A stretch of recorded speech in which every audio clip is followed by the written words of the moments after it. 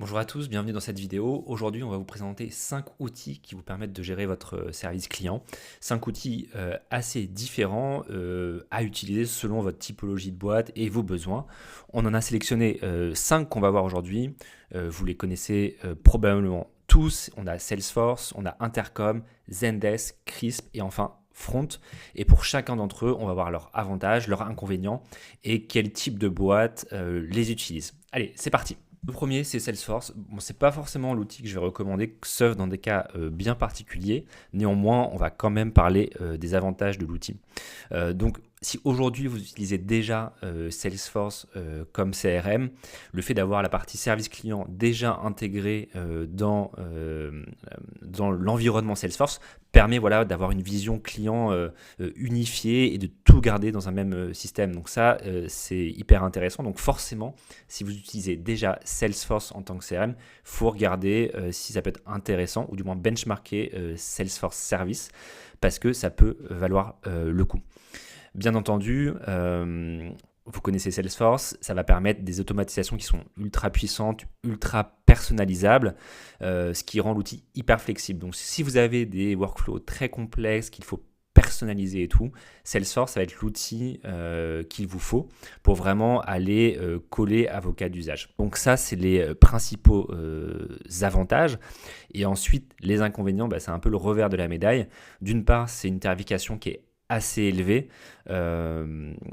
parce que Salesforce coûte cher et surtout c'est le coût associé à sa mise en œuvre en fait qui va être très cher, notamment par rapport à un Zendesk par exemple, où souvent on va devoir embaucher des freelances Salesforce ou avoir une équipe en interne ou alors faire appel à des intégrateurs spécialisés, ce qui fait que le coût en fait explose rapidement. Bon, si vous avez encore une fois déjà des équipes en place, potentiellement ils ont la bande passante et l'expertise pour le faire. Dans ce cas-là, ça peut fonctionner.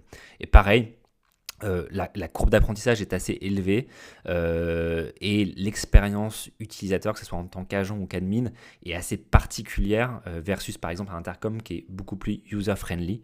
Donc c'est assez épuré, ça fait aussi sa force, mais voilà, c'est pas forcément hyper user-friendly. Globalement, Salesforce, c'est pour qui? C'est pour les grandes entreprises ou groupes internationaux avec des processus qui sont complexes.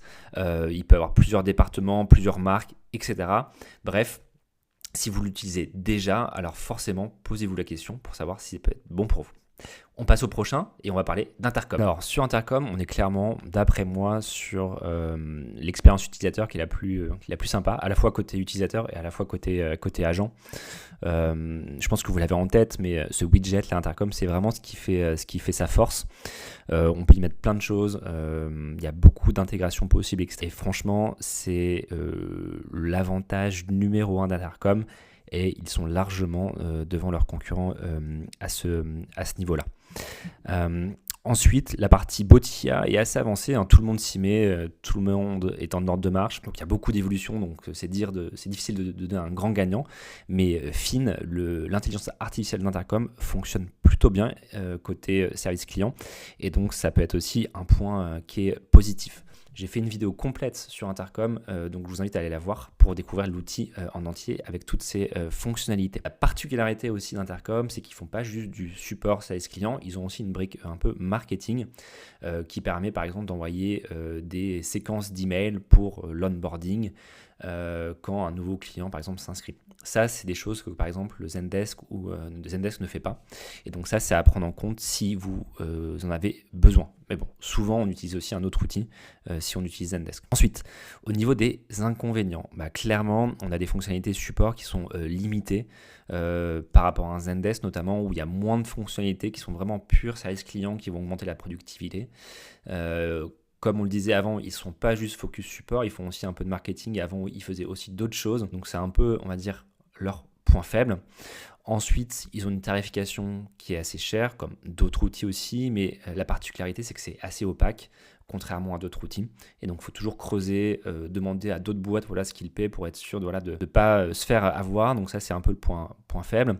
Et le dernier point vient avec un des inconvénients liés au support, c'est qu'on est moins sur des services clients structurés à grande échelle. Donc ça va convenir à des startups ou des SaaS B2B, mais dès qu'on est sur des grosses marketplaces, des grosses boîtes, etc., ça va être moins adapté et moins scalable, parce que dans ce cas-là, on va plutôt recommander un outil comme Zendesk qu'on va voir juste après. Alors Zendesk, c'est un outil que j'aime beaucoup. La raison est simple, hein, c'est celui que j'intègre le plus souvent chez mes clients. Donc les avantages qu'on a à utiliser Zendesk, c'est déjà c'est un outil qui est super puissant, on y reviendra, mais surtout c'est hyper rapide à mettre en place, ou du moins pour avoir un support best in class, ça se fait en quelques semaines. Et après, bien sûr, on peut ajouter plein de briques autour de Zendesk ou certaines fonctionnalités pour avoir vraiment un outil robuste et scalable, on y reviendra. Mais en quelques semaines, on peut le mettre en place versus un Salesforce où c'est beaucoup plus compliqué et que ça coûte beaucoup plus cher. Deuxième point positif, on a un écosystème qui est super riche. Donc là, dans le stade, je parle d'applications. Donc c'est-à-dire que si vous utilisez Jira, vous pouvez connecter facilement Zendesk à Jira. Si vous utilisez Salesforce en tant que CRM, vous pouvez aussi facilement le brancher à Zendesk. Donc il y a vraiment beaucoup d'intégrations qui existent et ça évolue très vite. Donc ça, c'est vraiment le point fort. Et quand on parle d'écosystème, il y a aussi des partenaires, donc des experts, pour vous aider à le mettre en place si besoin, ce qui est plus compliqué à trouver par exemple sur un intercom. Enfin, ça moi c'est le point le plus important, c'est que c'est un outil qui est scalable, donc moi ça m'arrive de l'implémenter pour des petites boîtes de 5 personnes, mais aussi des boîtes avec 500 agents au service client, et Zendesk est capable d'accompagner en fait la croissance d'un service client ou d'une boîte hyper facilement. Et donc ça, c'est très précieux, ce qui évite de devoir changer d'outil à chaque stade de croissance. Donc si vous avez de l'ambition, commencez par Zendesk et Zendesk va vous accompagner tout au long de votre boîte. Ensuite, on va parler des points faibles parce qu'on a aussi quelques-uns. Même si ça évolue assez vite, la partie widget versus un intercom par exemple, je trouve, est un peu moins évoluée pour le moment. C'est-à-dire qu'aujourd'hui, effectivement, il y a le bot qui est plutôt performant et qui va s'activer dans le widget, mais on ne peut pas y mettre d'autres choses. Donc ça, c'est un petit peu le point faible de mon point de vue en tant qu'expert. Ensuite, bien sûr, on a un coût qui est assez élevé, mais comme du intercom, comme du Salesforce. Mais effectivement, pour une petite boîte, ça peut rapidement faire cher. Mais bon, si on met en rapport à la productivité gagnée pour des boîtes plus importantes, on s'y retrouve vraiment. Et enfin, c'est un point un peu plus personnel, je parle du reporting. Donc, le reporting Zendesk est plutôt assez avancé, mais il y a toujours des questions qui disent, OK, comment on fait pour mélanger la donnée, par exemple, à d'autres données? On ne peut pas le faire nativement dans Zendesk, donc il y a un effort à faire pour sortir de la donnée de Zendesk, éventuellement, pour la mélanger à d'autres données et pour avoir des chiffres un peu macro, comme par exemple le taux de contact. Bref, Zendesk, c'est idéal pour soit des belles PME ou des scale-up structurés qui cherchent à scaler. Donc moi, c'est mon outil de prédilection, donc je le recommande avec vraiment plaisir à toutes les boîtes qui rentrent dans ces cases. Ensuite, l'autre outil qu'on va voir, c'est un outil français qui s'appelle Krisp, que j'aime aussi beaucoup, mais qui est plus dédié à d'autres types de boîtes un peu plus petites. On va en parler tout de suite. Alors, Krisp, c'est un outil que j'aime beaucoup. D'une part parce qu'ils sont français, c'est des Nantais. Et ça, c'est les seuls du classement, donc là, déjà, c'est un point positif. Mais il y en a plein d'autres. Déjà, le prix est super attractif. C'est-à-dire que là où sur des outils comme Intercom, Zendesk, on va se situer autour de 100 euros par agent pour avoir un truc bien complet. Chez Krisp, c'est hyper abordable, c'est-à-dire que pour ce prix-là, vous allez pouvoir avoir 5 agents, je crois, donc il faut regarder en détail. Hein. J'ai fait une vidéo complète pour vous parler de Krisp et de ses fonctionnalités et de ses prix. Mais vraiment, c'est super attractif. Et surtout, ils font vraiment bien le job. C'est-à-dire qu'on peut connecter l'email. Ils ont un chat qui est super évolué dans lequel on peut brancher de l'IA, qui fonctionne plutôt bien, puisqu'on peut brancher plein de sources de connaissances pour répondre. Bref, ça marche vraiment bien et puis l'interface est super bien faite. Récemment, ils ont aussi amélioré un petit peu l'expérience parce qu'il y avait une tendance à focaliser sur la partie un peu chat et là, on a une interface qui est un peu plus orientée ticketing, ou du moins on a le choix et donc ça c'est top, mais c'est vrai que l'interface est super sympa. Donc là, vous avez une capture d'écran de l'interface côté agent et c'est vraiment bien fait, c'est vraiment propre. Donc l'outil fonctionne vraiment bien. Néanmoins, on a quand même effectivement quelques inconvénients, c'est-à-dire qu'il y a des fonctionnalités quand même qui sont moins robustes qu'un Zendesk, qu'un Salesforce ou qu'un Intercom dans la partie back-office, même si ça évolue beaucoup. Si on cherche à scaler son service client, on aura tendance à privilégier effectivement un Zendesk par exemple ou un Intercom. Ça vient avec du coup des limitations, notamment au niveau du reporting, là où un Zendesk par exemple, effectivement, on peut vraiment personnaliser les reporting comme dans un outil de data, parce que d'ailleurs ils avaient racheté une boîte de data. Sur Crisp, on est vraiment sur quelque chose de beaucoup plus limité. Donc là pareil, si la data c'est quelque chose d'essentiel, ça va être plus restreint. Et enfin, du fait que ça soit une boîte qui soit plutôt jeune, plutôt encore petite, on a un écosystème qui est plus restreint, c'est-à-dire qu'on a moins d'intégration native. Néanmoins, il y en a certaines qui fonctionnent super bien. Typiquement, si vous êtes un e-commerçant et que vous êtes sur Shopify, l'intégration est vraiment top, limite mieux que Zendesk. Et dans ce cas-là, il faut foncer sur un Crisp. Donc c'est un outil hyper prometteur que moi je recommande et que j'utilise personnellement sur un de mes sites. Donc si vous êtes une petite structure, un e-commerçant, foncez. Parce que la boîte évolue vite et que c'est un super outil. Je voulais enfin vous parler de Front, qui est peut-être un outil un peu moins connu. Front, du coup, c'est un outil qui a été créé par une Française d'ailleurs, et qui est une entreprise américaine. Donc, c'est un outil qui fait du service client, mais pas que. En gros, l'idée, c'est d'avoir un inbox partagé.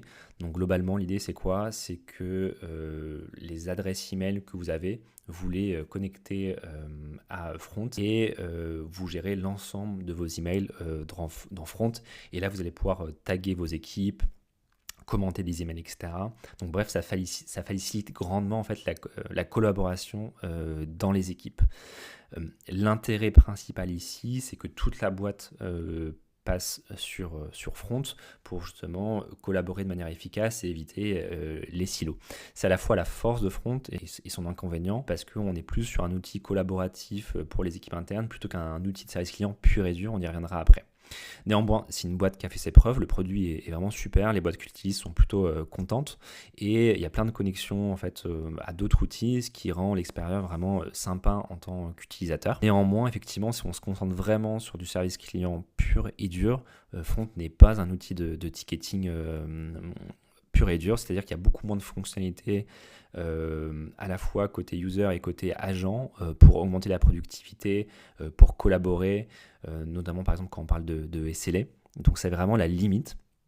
Ensuite, il y a une évolutivité limitée, c'est-à-dire que c'est moins pertinent pour des gros services clients qui ont beaucoup de croissance, beaucoup d'agents, etc. Vraiment, c'est pas fait pour. Donc si vous êtes dans une logique de scale, Front n'est pas forcément fait pour vous au niveau du service client. Et puis forcément, dans la mesure où généralement c'est toute la boîte qui va passer sur Front, ça fait des coûts qui sont assez élevés, contrairement à du Zendesk ou Intercom où on a juste, même si c'est élevé, on a juste les équipes service client qui vont se mettre dessus.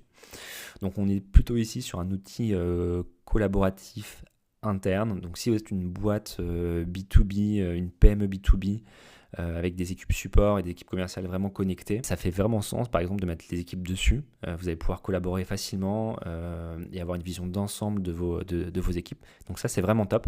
Néanmoins, voilà, si on est sur du service client pur et dur, moi je vous le déconseille et je vous invite à vous reporter sur les autres outils en fonction de vos objectifs et de votre taille. Voilà, c'est fini pour les avantages et inconvénients des 5 outils dont on a parlé. J'espère que ça vous a aidé pour choisir l'outil éventuellement qui est fait pour vous.